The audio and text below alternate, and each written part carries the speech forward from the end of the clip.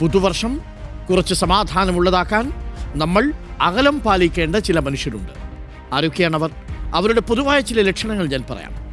അവർ എമ്പതി അഥവാ സഹാനുഭൂതി എന്ന വികാരം ഇല്ലാത്തവരായിരിക്കും.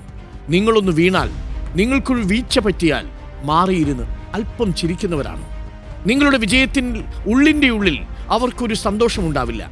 മാത്രവുമല്ല, നിങ്ങളുടെ വിജയവാർത്ത അറിയുമ്പോൾ പ്രത്യക്ഷത്തിൽ ചിരിച്ചു കാണിച്ചാലും പെട്ടെന്ന് മുഖം കറുക്കുന്നവരാണ്. വ്യാജമായ അഭിനന്ദനങ്ങൾ നൽകി നിങ്ങളെ തെറ്റിദ്ധരിപ്പിക്കുന്ന മനുഷ്യരുണ്ടോ? നിങ്ങളെ പെട്ടെന്ന് അഭിനന്ദനങ്ങളൊക്കെ നൽകുകയും നിങ്ങൾ പോയാൽ ഉടൻ തന്നെ എന്ന് പറയുകയും ചെയ്യുന്ന മനുഷ്യരാണോ? നിങ്ങൾ ചെയ്യുന്നത് എന്തും ശരിയല്ലെന്ന് തോന്നലുണ്ടാക്കാൻ അവർ നിരന്തരം ശ്രമിച്ച് നിങ്ങളെ കുറ്റപ്പെടുത്തിക്കൊണ്ടിരിക്കുന്നവരാണോ? എല്ലാം സ്വയം നിയന്ത്രണത്തിൽ നിർത്താൻ ശ്രമിക്കുന്നവരാണോ? നിങ്ങൾ അവരുടെ നിയന്ത്രണത്തിൽ നിന്ന് പുറത്തു പോകുമ്പോഴൊക്കെ അവർ വല്ലാതെ അസ്വസ്ഥരാകുന്നുണ്ടോ? സ്വന്തം കാര്യത്തിലായിരിക്കും എപ്പോഴും അവരുടെ ശ്രദ്ധയെന്ന് നിങ്ങൾക്ക് തോന്നുന്നുണ്ടോ?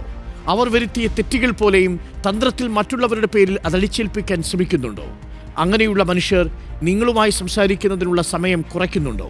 മറ്റേതെങ്കിലും കാര്യങ്ങൾ ചെയ്തുകൊണ്ട് നിങ്ങളുമായി സംസാരിക്കുകയും നിങ്ങളുടെ സമയത്തിന് ഒട്ടും പ്രാധാന്യം കൽപ്പിക്കാതിരിക്കുകയും ചെയ്യുന്നുണ്ടോ? ആ മനുഷ്യരെ നിങ്ങൾ ടോക്സിക് പീപ്പിൾ എന്നാണ് വിളിക്കുക.